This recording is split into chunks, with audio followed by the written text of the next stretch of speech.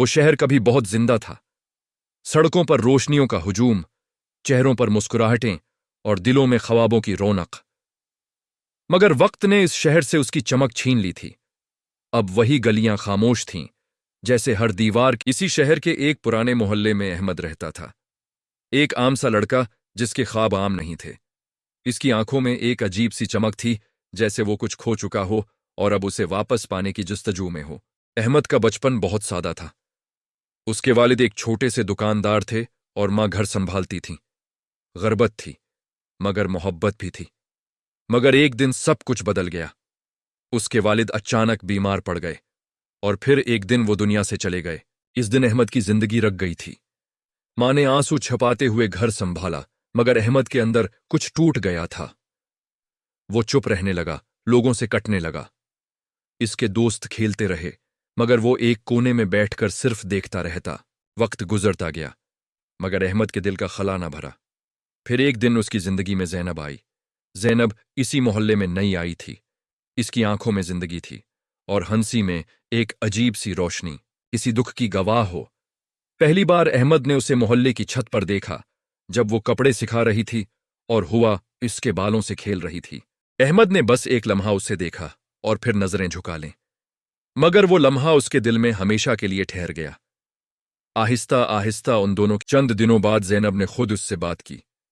तुम हमेशा इतने खामोश क्यों रहते हो? अहमद ने पहले तो जवाब न दिया, मगर फिर आहिस्ता से बोला, आदत है। जैनब मुस्कुराई। आदतें बदली भी जा सकती हैं कि बातें बढ़ने लगें। पहले छोटे जमले, फिर लंबी गुफ्तगुएं, फिर ख्वाबों की बातें। जैनब कहती, मैं एक दिन उस शहर से बाहर जाना चाहती हूं, ऐसी जगह जहां सब कुछ नया हो। अहमद कहता, और मैं यहां सब कुछ बदलना चाहता हूं। वो दोनों मुख्तलिफ थे, मगर एक दूसरे को समझते थे।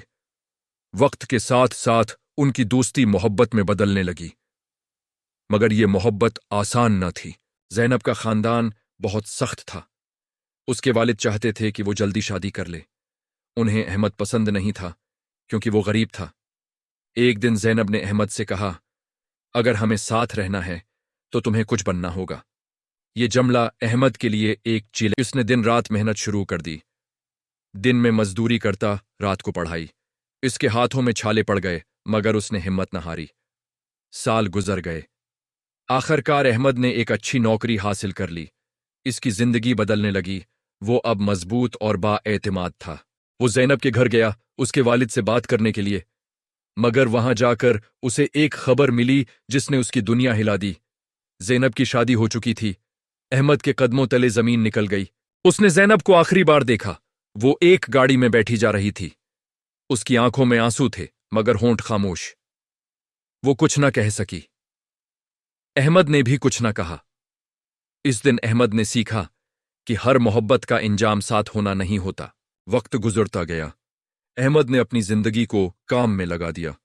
वो कामयाब होता गया, उसका नाम बनता गया। लोग उसे इज्जत देने लगे, मगर उसके दिल में एक खामोशी हमेशा रही। कई साल बाद एक दिन वो एक पुराने पार्क में बैठा था, जहां वो और जैनब कभी बैठा करते थे। वहां एक छोटी सी लड़की उसके पास आई। अंकल, आप अकेले क्यों बैठे हैं? अहमद मुस्कुराया। कभी कभी अकेले बैठना अच्छा लगता है। लड़की ने कहा, मेरी अम्मी कहती हैं अकेला दिल जल्दी उदास हो जाता है। अहमद ने पूछा, तुम्हारी अम्मी कहाँ हैं? लड़की ने दूर इशारा किया।